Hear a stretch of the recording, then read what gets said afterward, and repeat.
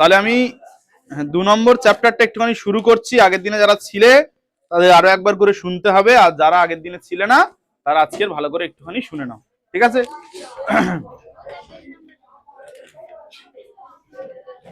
Page নম্বরের নিয়ে কোনো যায় আসে না, তোমরা শুধু শুনলে হবে এই সময়টা, পরে আমার বইটা দিয়ে একটুখানি দাগিয়ে নেবে।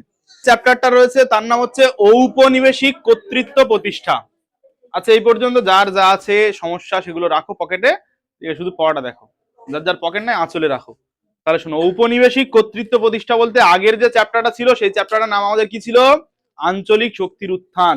ইতিহাস মানে অতীতের কাহিনী, তো পর পর পর পর অতীতের কাহিনীগুলো সব বিস্তৃত আমাদের, ঠিক আছে? প্রত্যেকটার সঙ্গে প্রত্যেকটা রিলেটেড, মানে সম্পর্ক যুক্ত। আগের চ্যাপ্টারে আমরা কি কি জেনেছি?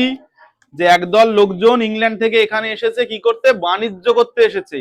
আসার পরে তারা আমাদের যে ভারতীয় সাম্রাজ্যের দুর্বলতা আর কিছু লোকজনের যে ইংল্যান্ডের সঙ্গে সরাসরি যোগাযোগ বা বিশ্বাসঘাতকতা, তার জন্য তারা আমাদের শাসন ব্যবস্থায়ও জড়িয়ে পড়েছে তো। কি করেছে? 1700 আমাদের 7 সালে ঔরঙ্গজেব মারা গেল। তারপর থেকে 1717-তে ফারুক শিয়ারের ফরমানের মাধ্যমে তারা বাংলা, বিহার, উড়িষ্যা আর সুরাটের কিছু অংশে বাণিজ্য করার অধিকার পেয়েছে, বিনা শুল্কে বাণিজ্য করা, তাই তো? সেটা মোগল ডাইনেস্টি থেকে দেওয়া হয়েছে, মুঘল সাম্রাজ্য থেকে দেওয়া হয়েছে, ফারুক শিয়ার দিয়েছে। কিন্তু সেইটাকে মানতে চায়নি আমাদের যারা বাংলার নবাব, তারা মানতে চায়নি। আলীবর্দী খাঁ, সিরাজউদ্দৌলা এরা মানতে চায়নি। তখন ইংরেজদের সঙ্গে আমাদের বাংলার নবাবদের একটা বিরোধ হয়েছে। যে বিরোধের ফলস্বরূপ আর কিছু লোকজন, বাংলার নবাবেরই লোকজন, নিজের কাছে নিজের মাসি, নিজের সেনাপতি, তারা সবাই গিয়ে ইংরেজদের সঙ্গে ভিতরে ভিতরে যোগদান করেছে তো। মির্জাফর, ঘসেটি বেগম, জগৎ শেঠ, এরা সবাই ইংরেজদের সঙ্গে ভেতরে ভেতরে ট্রিটি করেছে, চুক্তি করেছে। করার ফলে কি হয়েছে? একটা যুদ্ধ হয়েছে, এই যুদ্ধটার নাম পলাশির যুদ্ধ। সেখানে কি পেয়েছে? ইংরেজরা জয়লাভ করেছে। কারণ কি? সিরাজের যে বড় সেনাবাহিনীর অংশ, তারা তো যুদ্ধ করেনি, তারা সিরাজের বিরোধিতা করেছে। করার পর সিরাজ হেরে গেল, গিয়ে সিরাজের ওখানে মারা গেল। মারা যাওয়ার পর মির্জাফর নবাব, কিছুদিন মির্জাফর নবাব হওয়ার পরে তারপর হচ্ছে মীর কাসিম, আবার মির্জাফর, এরকম চলতে থাকছে। তো যেটা বলছিলাম, তো মীর কাসিমের যে সময়, সেই সময় একটা উল্লেখযোগ্য যুদ্ধ হলো, যেটাকে বলা হচ্ছে বক্সারের যুদ্ধ। দেখো, আগের চ্যাপ্টারটা পুরোপুরি ওয়ান লাইনার করে করে আমি বলে দিচ্ছি। এই বক্সারের যুদ্ধে শুধু মীর কাসিম একা লড়েনি, তার সঙ্গে ছিল অযোধ্যার নবাব সুজাউদ্দৌলা, আর কে ছিল? আমাদের মুঘল সম্রাট দ্বিতীয় শাহ আলম। হয়েছে, হেরে গেল তারা ইংরেজদের কাছে। আবার হেরে যাওয়ার পরে কি হয়েছে? 1765 সালে একটা চুক্তি হয়েছে, যার নাম হচ্ছে এলাহাবাদের চুক্তি। এর মাধ্যমে কি পেয়েছে ইংরেজরা? দেওয়ানি লাভের অধিকার পেয়েছে। দেওয়ানরা কি করে? ট্যাক্স আদায় করে। তার ফলে একটা নতুন জিনিস শুরু হলো, যেটাকে বলা হচ্ছে দ্বৈত শাসন ব্যবস্থা, যেখানে ইংরেজরা রাজা বা আমাদের বাংলার যে নবাব রয়েছে তারা একসঙ্গে রাজত্ব চালাচ্ছে। নবাব কি করছে? আমাদের যুদ্ধ, বিগ্রহ, বিচার আচার সেগুলো করছে, আর ইংরেজরা কি করছে? টাকা পয়সা আদায় করছে, তাই তো? দুজনের হাতে ক্ষমতাটা দুরকম। আমরা সেই বলেছিলাম, নবাব পেল ক্ষমতাহীন দায়িত্ব, আর ইংরেজরা পেল দায়িত্বহীন ক্ষমতা। এই যে শাসন ব্যবস্থা, এটা নাম কি পরিচিত? দ্বৈত শাসনের কুফল একটা দেখা গেল বাংলায়, যেটাকে আমরা কি বলছি? কে পারবে? 76-এর মন্বন্তর। ভীষণ অত্যাচার করেছে, তার সঙ্গে বাংলায় খরা হয়েছে 1176 বঙ্গাব্দ, ইংরাজিতে 1770। বাংলা একটা ভয়াবহ দুর্ভিক্ষ হলো, যেটাকে বলা হচ্ছে 76-এর মন্বন্তর। এই ঘটনাগুলো ছিল। থাকার পরে চলছে। এবার কোম্পানি কি করছে? অন্যান্য দেশীয় রাজ্যগুলিতে নিজেদের রেসিডেন্ট রেখে দিচ্ছে, নিজেদের প্রতিনিধি রেখে দিচ্ছে। কারণ এই সময়ে ইংরেজদের সঙ্গে সঙ্গে অন্যান্য ইউরোপীয় বণিকরাও এসেছিল, তো তারাও বাণিজ্য করতে এসেছিল। ওরা আছে, একটা রাজসভায় যদি আমাদের প্রতিনিধি থাকে, তাহলে অন্য কারোর সঙ্গে বাণিজ্য করতে পারবে না, বা হচ্ছে সেই রাজা কি কাজ করছে, কার সঙ্গে বন্ধু করছে, কার সঙ্গে যুদ্ধ করছে, আমাদের নিয়ন্ত্রণে থাকবে। রেসিডেন্ট রেখে দিল তারা। তারপরে দুজন এলো, একজন নাম ওয়েলেসলি, একজন নাম ডালহৌসি। দুটো নীতি তারা প্রবর্তন করেছে। কি নীতি? একটা অধীনতামূলক মিত্রতা নীতি, একটা সত্য বিলোম নীতি। অধীনতামূলক মিত্রতা নীতি মানে, তুমি যদি আমার সঙ্গে বন্ধুত্ব করো, স্থানীয় কোনো রাজার সাথে যুদ্ধ হলে আমি তোমার হেল্প করব, সাহায্য করব। খুব ভালো, তো ওপর ওপর দেখতে খুব ভালো নীতিটা। কিন্তু তারা কি চালাকি করেছিল? ইংরেজদের যে সৈন্যবাহিনী, সেটা তোমার রাজ্যে রাখতে হবে, তার খরচাবাদি সব তুমি বহন করবে। সৈন্যবাহিনী রাখতে প্রচুর খরচা হয় তো, সেনাবাহিনীর প্রচুর খাওয়া দাওয়া দিতে হয় তো, সেগুলো সব রাজা করবে। আর ফের ইংল্যান্ডের যখন প্রয়োজন হবে ও সেনাবাহিনী নিজের মতো করে চালাবে। অ্যাকচুয়ালি ধীরে ধীরে রাজ্যটাকে গ্রাস করতে চাইছে। এই নীতি প্রথম কে গ্রহণ করে? হায়দ্রাবাদের নিজাম। এছাড়াও আর একটা নীতি এলো কি, সত্য বিলোপ নীতি। মানে কোন দেশীয় রাজা যদি অপুত্রক মারা যায়, তার পুত্র নেই, কোন দত্তক পুত্র নিতে পারবে না, পোষানি নিতে পারবে না, তাহলে কি হবে? সেই রাজ্যটা ইংরেজদের হয়ে যাবে। ক্লিয়ার হলো? এইসব নীতির মাধ্যমে এক এক করে রাজ্যগুলো গ্রাস করছে। তাহলে ইংরেজরা তো সরাসরি আমাদের রাজনীতির সঙ্গে জড়িয়ে পড়লো। প্রধানত তিনটে জায়গা থেকে ওরা এই সময় শাসন চালাচ্ছে। আমরা আমাদের চ্যাপ্টারে ঢুকে গেছি। কোন কোন জায়গা বলো? কলকাতা, মাদ্রাজ আর বোম্বাই। এই তিনটে জায়গা থেকে আমাদের কি করছে? শাসন কার্য চালাচ্ছে। ক্লিয়ার হলো? এই তিনটেকে এক একটা প্রেসিডেন্সি বলা হচ্ছে। প্রেসিডেন্সি, ঠিক আছে? তাহলে আমাদের যে কলকাতা, সেটা সেখান থেকে কোন কোন জায়গাগুলো চালাচ্ছে? বাংলা, বিহার, উড়িষ্যা আর ত্রিপুরার কিছু অংশ এখান থেকে চালাচ্ছে। এছাড়া রয়েছে আমাদের মাদ্রাজ, সেখানে মুসলিপত্তনম বলে একটা জায়গা রয়েছে, সেখানে ওরা একটা দুর্গ গড়ে তুলেছে যার নাম হচ্ছে সেন্ট জর্জ দুর্গ, বা এটাকে বলা হয় সেন্ট জর্জ দুর্গ প্রেসিডেন্সি বা মাদ্রাজ প্রেসিডেন্সি। ক্লিয়ার হলো? বোম্বাই যেটা সেখানে সুরাট নামে একটা বন্দর আছে গুজরাটের কাছাকাছি, গুজরাটে এখন আছে। ওই বন্দরকে কেন্দ্র করে প্রথম গড়ে উঠলেও পরবর্তীকালে ধীরে ধীরে বোম্বাই বন্দরটা মেন বন্দর হয়ে গেল। অ্যাকচুয়ালি ইংরেজদের নৌবহরটা খুব শক্তিশালী ছিল। তোমরা 9 উঠবে যখন দেখবে নেপোলিয়ান বলে একজনের নাম আছে, তার সঙ্গে ইংরেজদের খুব লড়াই। নেপোলিয়ান সব জায়গায় জিতে যায়, কিন্তু যত নৌবাহিনীর যুদ্ধ হয় সেখানে নেপোলিয়ান হেরে যায়। মানে অ্যাকচুয়ালি ইংরেজরা যেটা প্রথম করতে পেরেছিল বিশ্বের মধ্যে, সেটা অনেক আধুনিক অস্ত্র শস্ত্র, কারণ ওখানে শিল্প বিপ্লব হয়েছে। তাছাড়াও ওরা নৌবাহিনীটা খুব সুন্দর করেছিল, শক্তিশালী নৌবহর ছিল ওদের। এই জন্য ওদের ডাইনেস্টিটা বলতে সাম্রাজ্যটা খুব বড় হয়েছিল। বলা হয়ে থাকে যে ব্রিটিশ সাম্রাজ্য এত বড় হয়েছে, ব্রিটিশ সাম্রাজ্যের সূর্য কখনো অস্ত যায় না। তার মানে কি গো? এত বড় সাম্রাজ্য, পৃথিবীর এক প্রান্ত থেকে অপর প্রান্তে সবসময় সূর্য ওঠানামা করে তো, একদিকে দিন একদিকে রাত এরকম চলতে থাকে তো। সেইখানে হচ্ছে তাহলে প্রধানত তিনটে জায়গা থেকে তারা বাণিজ্য করছে। এই তিনটে প্রেসিডেন্সিকে কেন্দ্র করে হচ্ছে তারা চালাচ্ছে ইংরেজদের যে শাসন ব্যবস্থা বা বলো ওদের যে বাণিজ্য, যা কিছু করছে ওরা ওই তিনটে জায়গা থেকে নিয়ে করছে। ক্লিয়ার হলো? চলছে এইরকম। কলকাতায় যে দুর্গটা ছিল সেটা হচ্ছে ফোর্ট উইলিয়াম দুর্গ, আর আমাদের মুসলিপত্তনমে বা মাদ্রাজ প্রেসিডেন্সির যে দুর্গ তার নাম সেন্ট জর্জ দুর্গ। ঠিক আছে? ওই জন্য ওই অঞ্চলটাকে কি বলা হচ্ছে? সেন্ট জর্জ দুর্গ প্রেসিডেন্সি বা মাদ্রাজ প্রেসিডেন্সি। তাহলে এই যে অঞ্চলগুলো বলে দেওয়া হয়েছে সব ঠিক আছে, সমস্যা নেই। কলকাতা যে প্রেসিডেন্সি সেটাকে কখনো কখনো বলা হতো কি ফোর্ট উইলিয়াম দুর্গ প্রেসিডেন্সি, মানে একটা দুর্গকে কেন্দ্র করে ওই পুরো প্রেসিডেন্সিটা চলে। এইবার তোমরা এখানে একটা জিনিস ভালো করে বোঝো, দুর্গ মানে কি? একটা বড় প্যালেস টাইপের হবে, প্রাসাদ টাইপের হবে, যেখানে সরকারি লোকজন থাকবে, সেখান থেকে প্রধানত শাসন করা হবে। এই তিনটে প্রেসিডেন্সির যারা প্রধান, ইংরেজদের প্রধান, তাদেরকে কি বলা হতো? গভর্নর বলা হতো। কি বলবো? গভর্নর বলা হতো। ঠিক আছে? এই তিনটে জায়গায় তিনটে গভর্নর করছে। এমতো অবস্থায় কি করা হলো, এই তিনটে গভর্নরের হাতে যে ক্ষমতা, সেই ক্ষমতা বা ইংরেজদের যে ভারতে বাণিজ্য সেটা অধিকার নিতে চাইলো ইংরেজদের যে রাজা, ইংল্যান্ডের রাজা, তারা নিতে চাইলো ক্ষমতাটা। নেওয়ার জন্য একটা আইন পাশ করা হলো, যেটা রেগুলেটিং অ্যাক্ট।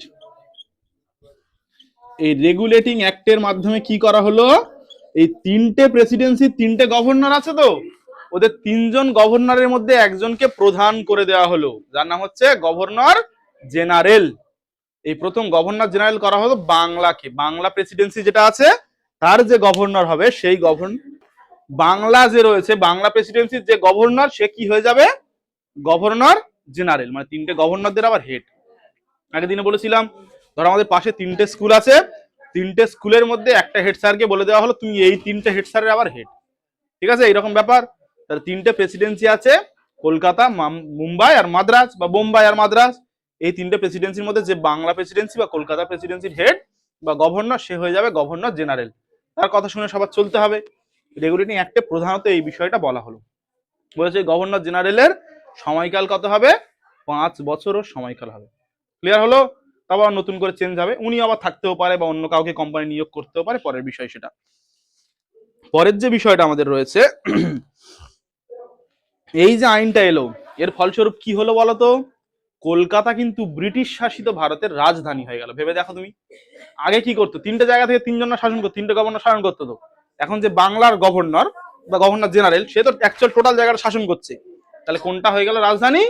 কলকাতা হয়ে গেল ব্রিটিশ ভারতের রাজধানী। রেগুলেটিং অ্যাক্টের মাধ্যমে যদি প্রশ্ন পড়ে যে রেগুলেটিং অ্যাক্টের মাধ্যমে কোন অঞ্চল ব্রিটিশ ভারতের রাজধানী হয়ে গেল, কি বলবো? কলকাতা। ঠিক আছে, ক্লিয়ার হলো? আচ্ছা, পরের যেটা রয়েছে আমাদের কি, পিটের ভারত শাসন আইন। পিটে পিটে ভারত শাসন নয়, ইংল্যান্ডের প্রধানমন্ত্রী ছিল উইলিয়াম পিট, তার যে শাসন আইন সেটা অনুযায়ী হয়ে গেল এই আইনটার নাম কি, পিটের ভারত শাসন আইন। এর মূল বিষয়বস্তু কি, ওরা একটা বোর্ড অফ কাউন্সিল গঠন করেছে। কি গঠন করেছে? Board of council. তার মাধ্যমে পুরো কলকাতা বা যে আমার কোম্পানির অধীনস্থ এলাকা সেগুলো শাসন করা হবে। এই বোর্ড অফ কাউন্সিলের প্রধান কে হবে? Governor general. বলছে এই শাসনের মাধ্যমে বলবৎ হলো যে সবাইকে ওই গভর্নর জেনারেলের কথা শুনে চলতে হবে। প্রথমবার শুধু ঠিক করা হলো যে উনি হচ্ছে তিনটে জায়গার গভর্নরদের হেড, গভর্নর জেনারেল। আর ভারত শাসন আইনের মাধ্যমে সেটার উপর স্ট্যাম্প মারা হলো যে হচ্ছে কি, আমার হচ্ছে এবার থেকে সমস্ত জায়গা পরিচালনা করে বোর্ড অফ কন্ট্রোল, যার সভাপতি কি হবে? কি বললাম? Governor general. উনি সভাপতি হবে, উনি হচ্ছে পুরো পরিচালনা করবে। এই হচ্ছে দুটো জিনিস। এবার এখানে আরেকটা জিনিস আমাদের ছোট করে জানবো আজকের পড়ার মধ্যে, সেটা হচ্ছে 1772 সালে, এটা বলে দেওয়া হয়নি, এটা তাহলে কি হবে? পিটের ভারত শাসন আইন। ঠিক আছে, পিট এর ভারত শাসন আইন, এই সালগুলো তোমরা ভালো করে জানবে। ভারত শাসন আইন। ঠিক আছে, হলো? আচ্ছা, এখানে আরো একটা জিনিস রয়েছে। 1772 সালে কোম্পানি কিন্তু একটা নতুন জিনিস পেল। 1765-তে কি পেয়েছে? দেওয়ানির অধিকার পেয়েছে। 1772 সালে পেল নিজামত পেল। বলো, আমি এই যখন তোমাদের মুর্শিদ কুলি খাঁ বুঝিয়েছিলাম তখন এই কথাটা বলেছিলাম, দেওয়ানি কি আর নিজাম কি, মানে নিজামত কি, তাই তো? দেওয়ানি মানে যে ট্যাক্স আদায় করে সে, দেওয়ান যে, আর নিজাম মানে একটা প্রদেশের বা মুঘল যুগে যে সুবাগুলো ছিল তার প্রধান। তাহলে ইংরেজরা তো 1765-তে দেওয়ানি পেয়ে গেছে, মানে ট্যাক্স তো আদায় করতে পারছে। 1772 সাল থেকে ওরা নিজামত পেয়ে গেছে, মানে প্রধান শাসক হয়ে গেছে। তাহলে ওদের আর কোনো এক্সট্রা করে নকল বা পুতুল নবাব রাখার দরকার আছে? ওরা ডাইরেক্ট এবার থেকে শাসন করবে। তাহলে 1772-এ তারা কি করেছে? দ্বৈত শাসন ব্যবস্থা পুরোপুরি তুলে দিয়েছে, দিয়ে এবার থেকে নিজেরা শাসন করছে। কিসের মাধ্যমে শাসন করছে? এই রেগুলেটিং অ্যাক্টের মাধ্যমে শাসন করছে। তারপরে আবার রেগুলেটিং অ্যাক্টে একটু ঘষা মাজা করে বোর্ড অফ কন্ট্রোল হিসাবে এলো কবে? 1774-এ পিটের ভারত শাসন আইন অনুযায়ী ভারত শাসন, 84 সরি 1773-এ রেগুলেটিং অ্যাক্টটা হবে। যাই হোক, শোনো তাহলে 1773-এ রেগুলেটিং অ্যাক্ট, ভুল হয়ে গেছে। তো পিটের ভারত শাসন আইনের মাধ্যমে এবার থেকে তারা কি করছে? ভারত শাসন করছে। প্রথম দিকে কিভাবে ভারত শাসন করা হতো? মুঘল যুগে যে সমস্ত আইন প্রচলিত ছিল সেই অনুযায়ী ভারত শাসন করা হচ্ছে। ইংরেজরা এখানকার রাজা হয়ে গেল, এক কথায় বা প্রধান হয়ে গেল। তারা এবার কি করছে? তখন তারা নিজেদের এবার আইনগুলো বলবৎ করার চেষ্টা করছে। এই জন্য 3জন গভর্নর জেনারেল উল্লেখযোগ্য, তারা নতুন করে আইন সংস্কার করছে, নিজেদের মতো আইনগুলো বলবৎ করছে। একটা জিনিস বারবার ভাববে, যারা শাসন করে তারা নিজেদের সুবিধা মতো আইন সাজাবে, না যারা শোষিত তাদের সুবিধা মতো আইন সাজাবে? যারা শোষিত তাদের মতো আইন সাজাবে? জীবনে নয়। আমি এইখানে যদি আইন কিছু নতুন নিয়ে আসি, আমি এমন আইন নিয়ে আসবো যাতে আমার সমস্যা হয়, তোমাদের সমস্যা হলে আমার কিছু যায় আসে না, আমি নিজের সুবিধা মতো করবো। তো ধরো আমি কোনো কারণে 7টা 10-এ আসি, তাহলে আমি বললাম, আমি তাহলে কি কখনো বলবো যে হচ্ছে স্যাররা 7টা 10-এ আসলে এত টাকা ফাইন, ছেলে মেয়েরা 7টা 10-এ এত ফাইন? আমি চাইবো ছেলে মেয়েদের যাপার হোক, আমার সুবিধাটা আমি সবসময় করে রেখে দেবো। ইংরেজ কোম্পানি কি ইচ্ছা ছিল? ভারত থেকে যত খুশি সম্ভব বা যতটা পারা যায় সম্পদ নিয়ে আমাদের দেশে চলে যাওয়া, তাই তো? ইংল্যান্ডে চলে যাওয়া। ইংরেজ কোম্পানি এটা ভাবতো তো। সেই জন্য ওরা কি করবে? ভারতের লোকজনের প্রতি যাপার হোক, আমার সুবিধাটা আমি দেখে নেবো, কোম্পানি এটা চাই। বুঝতে পারছো? সবাই ক্লিয়ার হয়েছে? ওই জন্য নিজেরা এবার অনেকগুলো আইন আনছে। মনে করো কেমন কেমন আইন, আমি তোমাদের একটুখানি ছোট ছোট করে বলে দিচ্ছি। এমন আইন ধর বলছে যে যদি কারোর কাছে আমার মনে হয় যে ও ভবিষ্যতে বদমাইশি করবে, ওই জন্য ওর এখন থেকে নিয়ে জেলে রেখে দেবো। কোনো মানে হয় তুমি ভেবে দেখো? এইরকম ধরনের আইন পাশ করেছে। কারণ কি, যখন তুমি বারবার করে একটা লোকের বাড়ির থেকে জিনিসপত্র কেড়ে নিয়ে আসছো, তার জোর করে ট্যাক্স নিচ্ছ, মারধর করছো, যখন খুঁজে তার ছেলে মেয়েদের নিয়ে অত্যাচার করছো, মেয়ে নিয়ে চলে যাচ্ছ, বউ ধরে টানাটানি করছো, এত বাজে বাজে ব্যবহার করছো, তখন তারা বিদ্রোহ করবে আমাদের বিরুদ্ধে। করবে তো বিদ্রোহ। যখন বিদ্রোহ করবে তখন তোমার সেই বিদ্রোহটা দমন করতে হবে। তো ওই জন্য তুমি এমন এমন শাস্তি দিচ্ছ যেন সমস্ত লোকজন দেখে ভয় পেয়ে যায়। ধরো কেউ একটা ইংরেজ কোম্পানির বিরুদ্ধে বিদ্রোহ করছে, তার কি করছে? বাড়ির সবাইকে জ্যান্ত ধরে লোকজনের সামনে টাঙিয়ে দিচ্ছে গাছপালায়। তাহলে অন্য গ্রামের লোকজনরা ভয় পেয়ে যাবে তো, না যাবে না? এই ধরনের আইন, উল্টোপাল্টা আইন তারা নিয়ে এসেছে। বা তারা কি করতে চাইছে, বিশেষ করে নিজেদের যে শুধু লাভ সেইটা দেখতে চাইছে। এই জন্য ইংরেজদের নতুন নতুন আইন সংস্কার করার দরকার আছে। সেই জন্য দুজনের নেতৃত্বে আইন সংস্কার হলো, একটা হচ্ছে ওয়ারেন হেস্টিংস, একটা লর্ড কর্নওয়ালিস। কর্নওয়ালিস কোর্ট কি জানতে হবে, ওয়ারেন হেস্টিংস এর আইন সংস্কার কি সেগুলো জানতে হবে। তাহলে পরের দিন এইটুকু ভালো করে রিডিং পড়ে আসবে সবাই সুন্দর করে। আর আজকের পড়া থাকবে এইটুকু, আর কিছু প্রশ্ন আমি দিয়ে দিচ্ছি। তো স্মার্ট স্টুডেন্টসরা, এই ক্লাসটা খুব মন দিয়ে করার জন্য সবাইকে অসংখ্য ধন্যবাদ। ভিডিওটা যদি তোমার ভালো লেগে থাকে অনেক অনেক বেশি করে শেয়ার করে দাও, লাইক করো, কমেন্ট করো, আর বন্ধু বান্ধবীদের মধ্যে বেশি বেশি করে আমাদের ভিডিও এবং চ্যানেলের লিঙ্কটা পাঠাতে হবে। কারণ কি, আমরা চাইছি স্মার্ট টিউটোরিয়াল হাব পরিবারটাকে অনেক অনেক বড় করার জন্য।